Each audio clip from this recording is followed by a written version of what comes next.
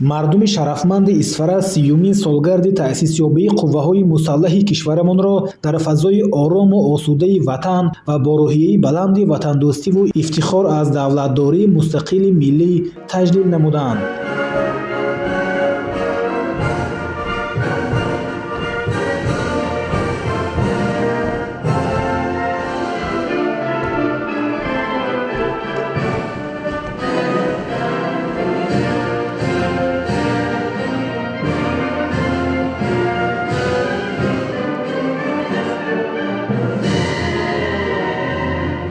зимни ҳамоиши тантанавӣ дар кохи фарҳанги маркази шаҳр раиси шаҳри Исфара Баҳоваддин Баҳодурзода афсарону сарбозон, собиқадорони қувваҳои мусаллаҳ ва кулли ҳозиринро бахшида ба сиюмин солгарди таъсисёбии артиши миллӣ табрик намуда, саҳми онҳоро дар пойдории амну суботи ҷомеа ва ҳифзи дастовардҳои даврони соҳибистиқлолии мамлакат назаррас арзёбӣ намуд. Таъкид карда шуд, ки қувваҳои мусаллаҳи кишвар дар давраи бисёр ҳассоси таърихӣ ташкил гардида, аз рӯзҳои нахустин баҳри иҷрои рисолати худ шурӯъ намудааст. Бо гузашти 30 сол аз таъсисёбии қувваҳои мусаллаҳ қаноатмандона метавон гуфт, ки маҳз бо шарофати сиёсати ояндасоз ва талошҳои пайвастаи президенти ҷумҳурии Тоҷикистон, сарфармондеҳи олии қувваҳои мусаллаҳи кишвар генерали артиш муҳтарам Эмомалираҳмон, қувваҳои мусаллаҳ марҳила ба марҳила рушду такомул ёфта ба нерӯи бузурги мудофиавӣ ва сипари боэътимоди давлату миллат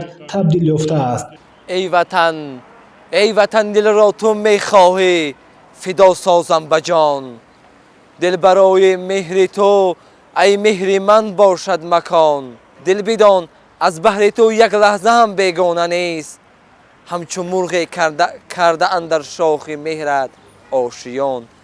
در دوام 30 سال تأسیسیابی قواهای مسلح جمهوری تاجیکستان در همه قسمت‌های نظامی شرایط خوب خدمتی برای ما سربازان فراهم آورده شده است.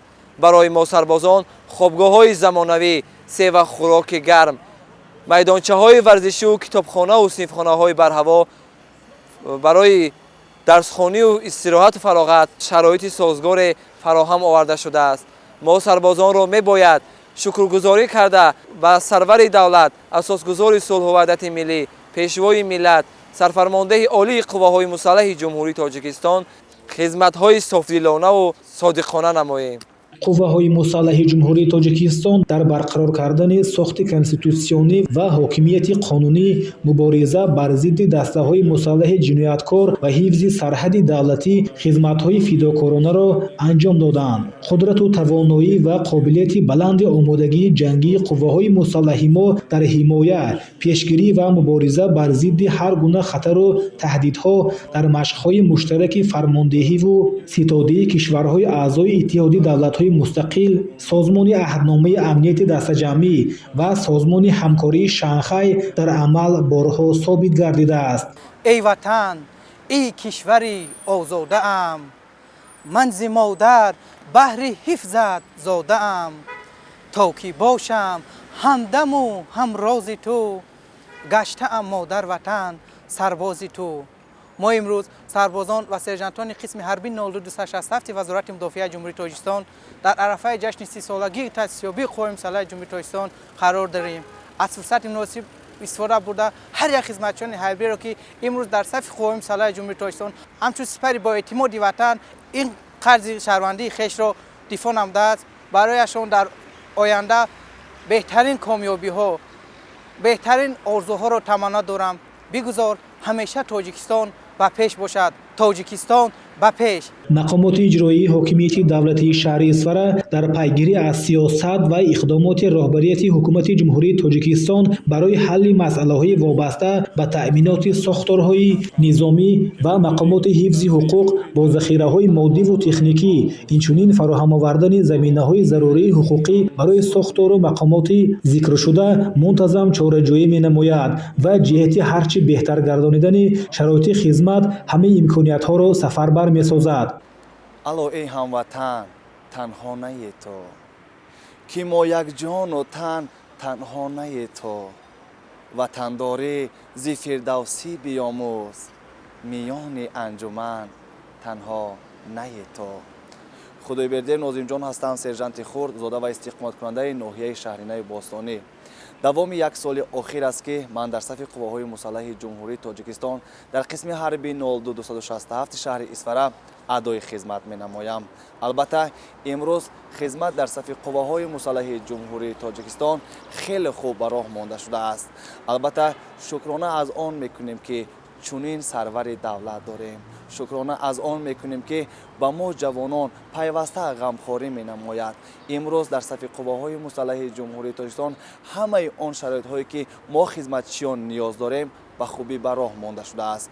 البته هر یک جوان مرد باید صادقانه، صافدلانه به خلق و ملت خود، به پدر و مادر خود خدمت نماید.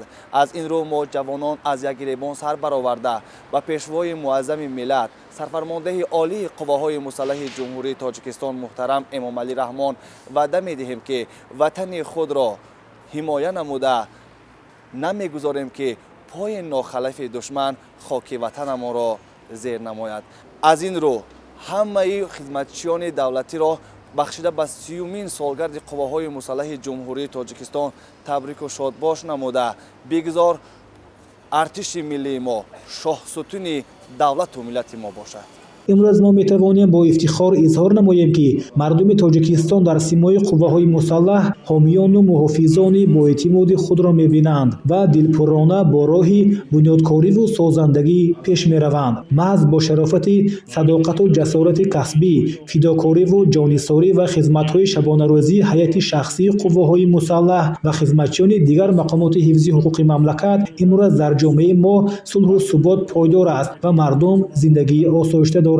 معاون رئیس ولایت سوغد زاهدزاده دوران عبدالقادر نامه تبریکاتی رئیس ولایت سوغد، معاون اول رئیس مجلس ملی مجلس عالی جمهوری تاجیکستان رجبای احمدزاده را بخشیده به 30 سالگی قواهای مسلح جمهوری تاجیکستان به سمع حاضرین رسانیده اظهار باوری نمود که افسران و سربازان شجاع به سوگند حربی خود صادق مانده رسالت فرزند خود را در نزد وطن، ملت و دولت خود جوانمردانه ادا میکنند و تمام دانش و تجربه، ملکه و مهارت خود را به خاطر حفظ دستاوردهای استقلالیت دولتی سفربر میسازند. سپس زیر آهنگ متنتن و بهترین افسران و سربازان، اشتراکچیان برقرارکنی ساخت کنستیتوسیونی و فعالان سپاسنامه‌های مقامات اجرایی حاکمیت دولتی شهر تقدیم کرده شد. برنامه کنسرتی اهل فرهنگ همایش را شکوهی تازه بخشید.